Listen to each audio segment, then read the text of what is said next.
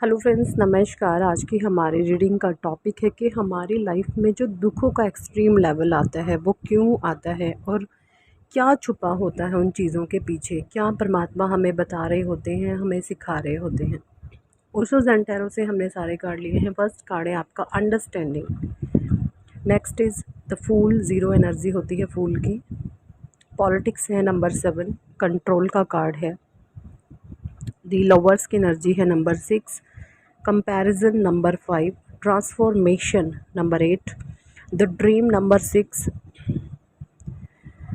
Existence existence number 1, receptivity, और bottom deck में है हीलिंग। देखिए, जैसा कि एक कार्ड से मुझे दिख रहा है कि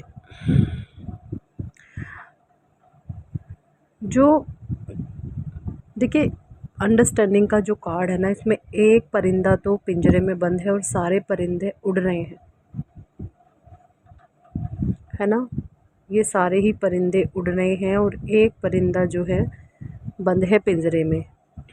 क्या है ये कार्ड, क्या कहना चाहता है ये कार्ड? देखिए इस कार्ड से और दी फूल की एनर्जी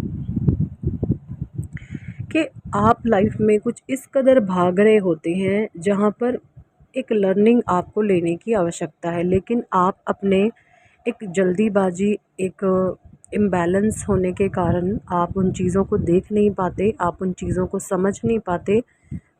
एक ठहराव नहीं होता। जब एक ठहराव नहीं होता तो आप चीज़ों को एब्ज़ॉर्ब नहीं कर पाते, उनको एनालाइज़ नहीं कर पाते, है ना। द फूल का कार्ड है और उस दौरान बहुत सारी मिस्टेक्स हो रही होती हैं आपके द्वारा। आप ऐसे लोगों को बहुत ज़्यादा वैल्यू दे रहे होते हो जहाँ पर आपके इमोशंस की वैल्यू की, भावनाओं की कदर नहीं की जाती और खुद खाली हो रहे होते हो। तो कुछ ना पॉलिटिक्स का कार्ड है, मतलब एक ऐसे डबल फेसेस चेहरे हो सकते हैं आपके वर्क प्लेस पे, आपके ऑफिस में, आपके स्कूल में, कॉलेज में, फ्रेंड्स में, कहीं पर भी, कि डबल फेस होते हैं। आपके सामने कुछ, आपके पीठ पीछे कुछ। पॉलिटिक्स का कार्ड है क्योंकि डिवाइन वहाँ पर आपको एक लर्निंग दे रहे होते हैं कि जितने आप भावुक हैं, आप इमोशनली इम्बैलेंस हैं, वहाँ पर अपना कंट्रोल खुद के हाथों में ले लो, बैलेंस हो जाओ। ये जो कंट्रोल का कार्ड है ये बता रहा है आपके मन पर कंट्रोल, आपका आपके मन पर काबू नहीं है। आप अपने मन पर से काबू खो देते हैं बहुत जल्दी। ये चीज़ें मुझे यहाँ पे दिख रही है। तो यहाँ पर जो गाइडेंस आ रही है वो ये कि सबसे पहले आपने अपने मन को काबू में रखना है। मन को काबू में कैसे रखेंगे कि जब भी कोई नेगेटिव थॉट माइंड में आए और आपको उलझाने की कोशिश करें कि आओ इस नकारात्मक विचार में खो जाओ और अपने आप को बर्बाद कर लो, तो उससे पहले उस मन को आपने चकमा देना है। कैसे? जब भी कोई नेगेटिव थॉट माइंड में आता है तो आपने तुरंत ईश्वर के नाम का जाप करना शुरू कर देना है। आप किसी भी धर्म से बिलोंग करते हैं, हिंदू हैं, मुस्लिम हैं, सिख हैं, ईसाई हैं, सभी के धर्म में परमात्मा के कुछ दिव्य नाम होते हैं, आप उनको चैंट कर सकते हैं। इससे जो आपका वो मन आपको विचलित कर रहा था, इधर उधर भाग रहा था, है ना, कुछ भी करने नहीं दे रहा था आपको, तो वहाँ पर उसको लगाम मिलेगी। और ये कंट्रोलिंग आप अपने मन पर काबू रखें। और जब आप ये करते हैं तो आप देखेंगे मन परेशान हो जाएगा, मन सोचेगा कि मैं क्या ही सोच रहा था। वो जो सोच रहा था वो उसको भूल जाएगा और एक सही डायरेक्शन आपको परमात्मा के नाम से मिलती है। परमात्मा का जब आप नाम लोगे ना, आपके मन को सुकून मिलेगा, एक शांति मिलेगी। और जो मन भटक रहा था वहाँ पर आपको एक बैलेंसिंग आप में आ जाती है। दी लवर्स की एनर्जी है। मुझे बहुत सारे लोगों के लिए यहाँ पे ये दिखाई दे रहा है कि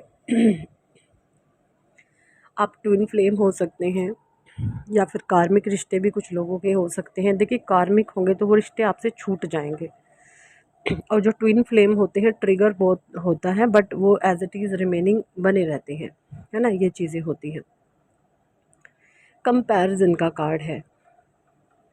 देखिए मुझे कुछ ऐसा लग रहा है कि आपने पास्ट में बहुत कंपैरिजन आपका नेचर रहा होगा कि उनके साथ ऐसा है, मेरे साथ ऐसा क्यों, मेरे साथ ऐसा नहीं है, उनके साथ ऐसा क्यों। तो कंपैरिजन की एनर्जी आपकी मुझे यहाँ पे बहुत ज़्यादा दिख रही है। नंबर 5 का कार्ड है कंपैरिजन का।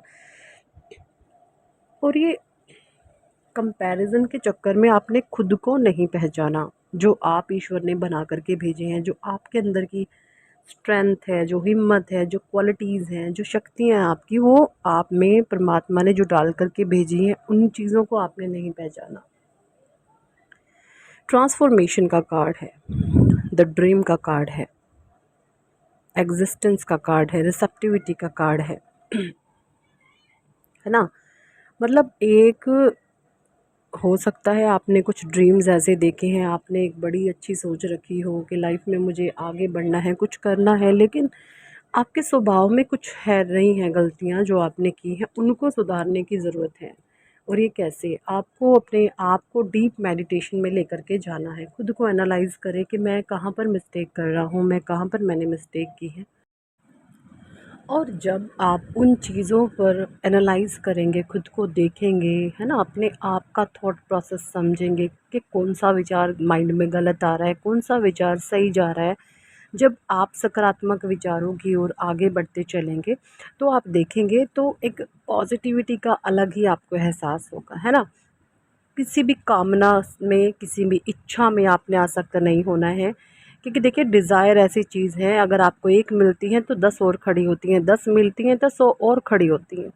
इसलिए हमेशा विरक्त रहें, न्यूट्रल रहें, बिल्कुल सिर्फ़ परमात्मा का नाम लें। जब आप ईश्वर का नाम लेते हैं ना, तो ऐसा नहीं है कि परमात्मा आपको कुछ देते नहीं हैं, देते आपको बहुत कुछ हैं, लेकिन आपको डिटैच कर देते हैं। उन चीज़ों से आपका एक अट्रैक्शन नहीं होता है, उन चीज़ों से आप जुड़ते नहीं हैं, आप ऐसे नहीं रह जाते कि मेरा मेरा मेरा, है ना, वो मेरा मेरा मैं मेरा, वो चीज़ें आप में से ख़त्म हो जाती हैं। आप सिर्फ़ अपने परमात्मा के चरणों के दास हो जाते हैं, और आपने इसी तरीके से अपनी लाइफ में आगे बढ़ना है। अगर आप चाहते हैं कि ये जो दुखों का एक्सट्रीम लेवल है ये ख़त्म हो, तो आपने अपने जीवन में देखा भी होगा, जब जब आप छोटी मोटी चीज़ों से अटैच हो जाते हैं, तब तब आपके लाइफ में आपको दुख का अनुभव ज़्यादा होता है ना। आपको ऐसे महसूस होता है कि इतना एक्सट्रीम पेन आ गया, इतना दुख आ गया। कहीं न कहीं वो दुख आप ही ला रहे होते हैं, जब आप चीज़ों से अटैच हो जाते हैं, है ना। देखिए, जब हम अपने ही विचारों पर काबू नहीं पा पाते, तो हम दूसरों के विचारों को या दूसरे इंसान के बारे में कैसे सोच सकते हैं कि ये कोई भी हमारी बात माने। कोई माने या ना माने, आप अपने विरक्त रहिए, है ना। जो सही चीज़ें होंगी वो आपके साथ रहेंगी, जो गलत चीज़ें होंगी वो परमात्मा आपके जीवन से निकाल देंगे। इतना आप परमात्मा पर विश्वास रखें, और यही मन पर काबू पा लेना ही जीवन में सबसे बड़ी सफलता है, अपने मन पर काबू पाना, है ना। पैसा, धन, दौलत, माया, ये चीज़ें किसी भी इंसान को खुश नहीं करती, और ना ही, हाँ, जितना जीवन व्यतीत करने के लिए जो चीज़ें चाहिए होती हैं वो सबके लिए एक मस्ट होती है ना। जितनी रिक्वायरमेंट एक ह्यूमन बीइंग को अपने लाइफ को चलाने में चाहिए होती हैं, वो चीज़ें परमात्मा सबको दे रहे होते हैं, सबको दे रहे होते हैं। लेकिन कभी कभी, अब इंसान है तो कभी कभी ज़्यादा हम भावनाओं में बह कर के चीज़ों से अटैच हो जाते हैं, और चीज़ें फिर ख़राब हो जाती हैं। तो हमेशा चीज़ों से डिटैच रहें, सिचुएशन जो भी हो हर चीज़ से आप डिटैच रहें, किसी भी चीज़ के साथ आप अटैच ना हो। और आप देखेंगे इस तरह जीवन जीने से आपको बहुत अच्छा महसूस होगा। और ये किस तरीके से आ सकती है, तो आप मेडिटेशन डेली डीप करें, और हर समय अपने मन को ना खाली मत छोड़ें। जब ये मन खाली होता है ना, तो फिजूल की बातों में चला जाता है ना। इसमें सिर्फ राधा राधा राधा, आप कोशिश करें कि आपकी सांस एक भी खाली ना जाए। हरे कृष्णा राधा राधा, हरे कृष्णा राधा राधा, जब आप ये चैंटिंग करते रहेंगे तो अपने मन को खाली अगर छोड़ते हैं तो फिर मन फंसाता है। आपने मन को ही फंसा लेना है। मन को कैसे फंसाएंगे? ज़्यादा से ज़्यादा, है ना। कुछ लोग कहते हैं मैं 4 माला जाप करता हूँ, कोई 7 माला जाप करता हूँ, कोई कोई 16 माला, 32 माला, कुछ नहीं होता है। क्योंकि देखिए, जब मन को ये पता होता है ना कि 2 घंटे बैठ कर के हमने 32 माला निकालनी है, 16 माला निकालनी है, तो क्या होगा, वो मन फटाफट फटाफट से करेगा और फिर प्रपंचों में लग जाएगा। वो काम छोड़ करके अगर आप दिन भर में कभी भी नहीं, हर समय, मतलब अजप्पा जाप चलाएं। अजप्पा जाप होता है अनगिनत, जिसमें आपने अपने मन को फंसा करके रखना है। मन को आपने खुला नहीं छोड़ना, मन को आपने बेलगाम नहीं छोड़ना। मन को बेलगाम छोड़ते हैं फिर फंसते हैं। तो हमेशा राधा राधा राधा राधा की चैंटिंग करे जाएं, राधा राधा की चैंटिंग करे जाएं और अपने जीवन में जो चीज़ें आती हैं उसको जिस तरीके से आपने हैंडल करना है उस तरीके से करते जाएं। क्योंकि जब आप राधा राधा की चैंटिंग करेंगे ना, उस समय आपके माइंड में या आपके द्वारा जो भी एक्शन होंगे ना, या जो भी सोच होगी, वह सब परमात्मा स्वरूप होगी। क्योंकि जिसकी ज़ुबान पर परमात्मा का नाम है, क्या उसके द्वारा ईश्वर कोई गलत काम करवा सकते हैं? बिल्कुल भी नहीं, है ना। तो ये चीज़ें होती हैं। तो एक्चुअली ये टॉपिक थोड़ा सा आउट ऑफ द टॉपिक हो जाती हैं चीज़ें। तो यही थी इस टॉपिक पर आज की रीडिंग। कितने लोगों के साथ ये चीज़ें रेजोनेट होती है और कितने इसको फॉलो करेंगे, कमेंट सेक्शन में ज़रूर बताइएगा। पर्सनल रीडिंग लेना चाहते हैं तो अब आप ऊपर दिए गए नंबर पर व्हाट्सएप पर हमें ज्वाइन कर सकते हैं और पर्सनल रीडिंग के लिए कह सकते हैं। Thank for watching and listening my videos. Love you all, bye.